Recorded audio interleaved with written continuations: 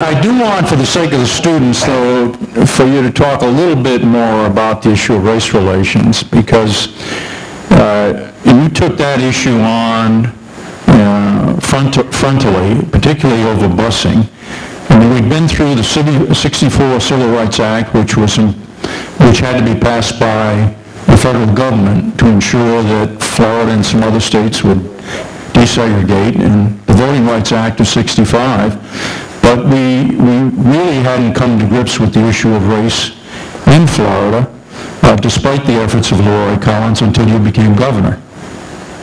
Well, I'll tell you, busing never became a problem until we started busing a lot of white children. Black people had been bused all over creation, and they didn't have the power base to do much basically about it.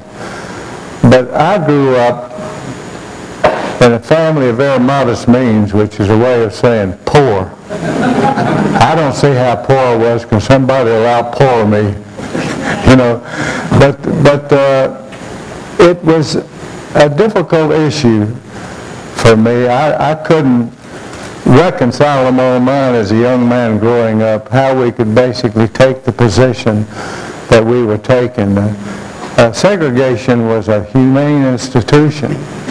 And the sad thing in our history, you know, is that by the time we got to where we could have done something about it, we had the Constitution of 1868 was a remarkable constitution.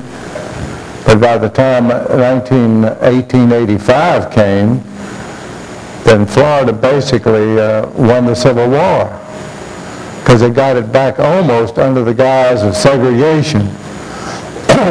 And it just was flat wrong. Anything that takes away the dignity of an individual can't be right.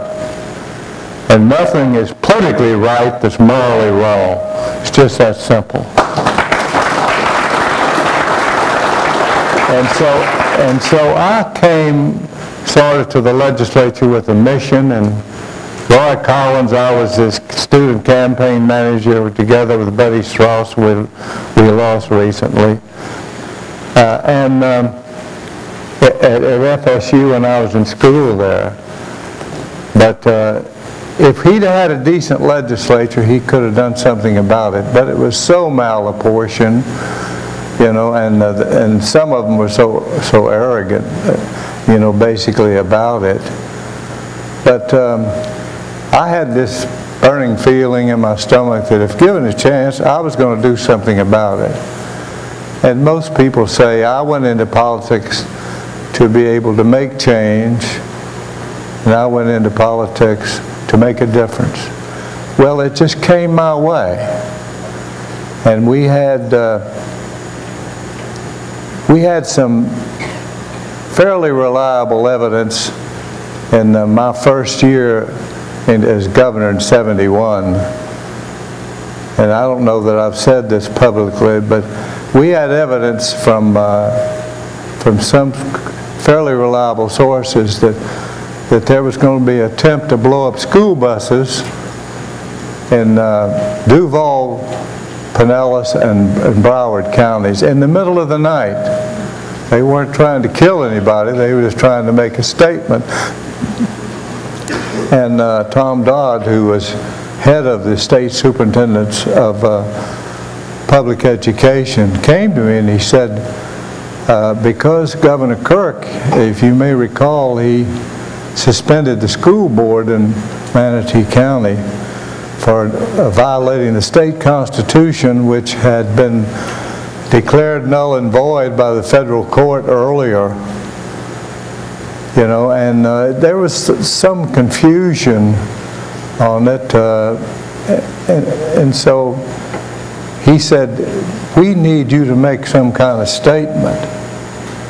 And I said, well, I'll be happy to do so. And I asked my group, you know, what's the next major speaking engagement I have? Well, just coming up over the hill was summer commencement here at the University of Florida. Some of you may quite remember that's where I made my busing speech here. Why did I make it here? I made it here because school was getting close to becoming open. And so I just laid it low, and when I was drafting my speech, the people who were helping me, they showed me a copy of the speech in which, in effect, I said we should follow the courts and accept busing. Well, the fact of the matter is that I didn't want to say it that way, and I told them, I don't want to hide behind the courts. Southern politicians have been doing this for years until segregation became in jeopardy, and then they didn't want to fool with it.